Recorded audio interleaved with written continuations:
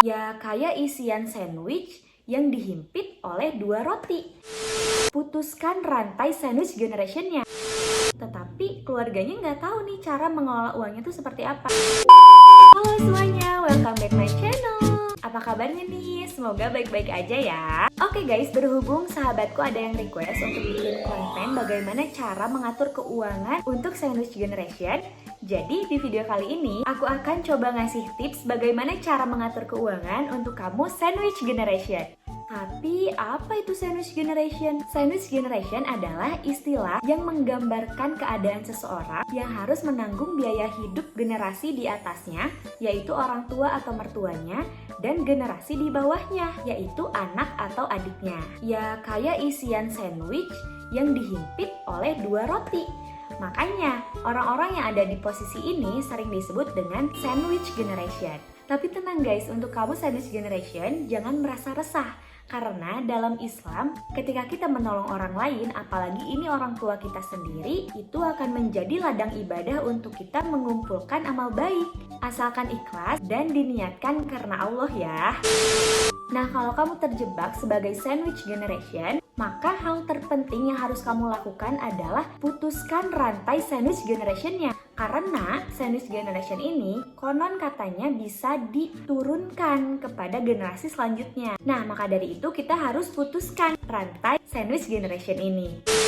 Lalu bagaimana cara memutuskan rantai sandwich generation ini? Yang pertama, kamu harus cari tahu dulu apa penyebabnya. Misalkan penyebab kamu menjadi sandwich generation ini karena orang tua kamu dulu masih minim pengetahuan mengenai perencanaan keuangan, sehingga dia tidak menyiapkan dana pensiun untuk masa tuanya nanti. Atau bisa juga orang tua kamu dulunya mempunyai utang, sehingga ketika ada pendapatan itu kayak gali lubang tutup lubang gitu jadinya.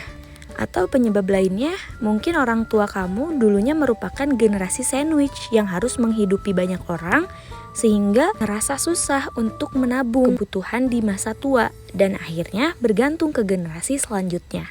Nah, maka dari itu kita harus tahu dulu apa penyebabnya, karena dengan kita tahu apa penyebabnya, kita akan mudah mencari cara untuk mengatasinya.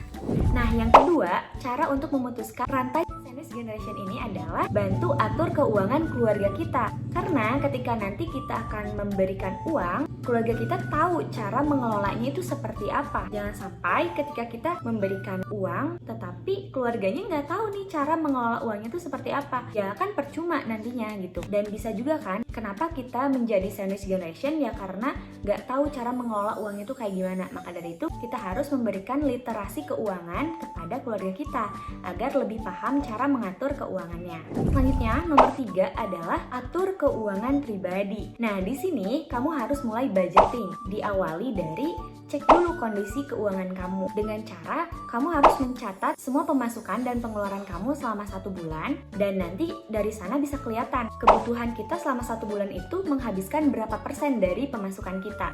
Let's say pengeluaran kita anggaplah 60% dari pemasukan. Nah, selanjutnya, setelah tahu itu, alokasikan uang untuk dana darurat.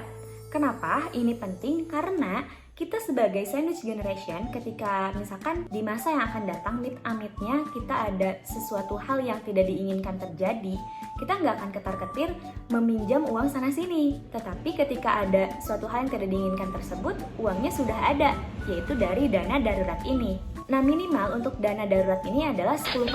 Alokasi selanjutnya adalah untuk dana pensiun. Karena kita tujuannya ingin memutuskan rantai sandwich generation ini, otomatis kita juga harus mempersiapkan dana pensiun kita agar tidak membebani anak kita nantinya. Katakanlah untuk dana pensiun ini kita alokasikan 10% dari pendapatan. Nah, untuk alokasi selanjutnya adalah bantu orang tua. Untuk pengeluaran selama sebulan adalah 60%, dana darurat 10%, pensiunnya 10%, jadi sisa 20% ini untuk membantu orang tua. Dan poin nomor 4 adalah menambah income. Nah, untuk kita, para generasi sandwich, sebetulnya nggak generasi sandwich aja sih, generasi apapun kita harus menambah income lagi agar lebih banyak untuk menabungnya, dan kita juga bisa lebih bervariasi untuk pengalokasian dananya. Di zaman sekarang banyak cara sih untuk menambah income kita, ngebuka bisnis atau menjadi content creator atau apapun lah itu, yang penting bisa menambah income kamu. Dan yang terakhir, jangan lupa dikomunikasikan. Karena misalkan kita sebagai kakak pertama, kita harus menanggung orang tua kita dan adik-adik kita. Komunikasikan dengan orang tua, kayak semisal, "Mah, Pah, kita baru bisa ngebantunya segini ya." Dan kita nggak apa-apa, terbuka aja ke mereka gitu. Kalau misalkan pendapatan kita sekian, pengeluarannya sekian, dan baru bisa mengebantu sekian untuk keluarga. Nanti pun orang tua akan mengerti kalau dikomunikasikan secara baik ya. Nah, untuk adik kita misalkan, katakanlah dia kuliah atau masih sekolah SMA, ya bisalah sambil jualan online gitu kan. Justru dengan keadaan sekarang yang serba online itu akan mempermudah kita mendapatkan income gitu.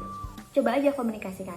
Nah, mungkin adik kita juga akan mengerti, ya minimal si adik kita ini tuh bisa menghidupi dirinya sendiri. Kalau misalkan sudah dikomunikasikan, kan kamu juga nggak akan terlalu terbebani banget di kamu gitu. Nah, jadi itu dia tips mengatur keuangan untuk kamu sandwich generation. Menurut kamu gimana? Apakah ada tips-tips lainnya? Boleh langsung masukin aja di kolom komentar ya. Dan untuk kamu yang suka sama videonya, jangan lupa di like, comment, and subscribe. Jangan lupa di share juga ya. Terima kasih sudah menonton sampai akhir. Sampai jumpa di video selanjutnya. Bye-bye!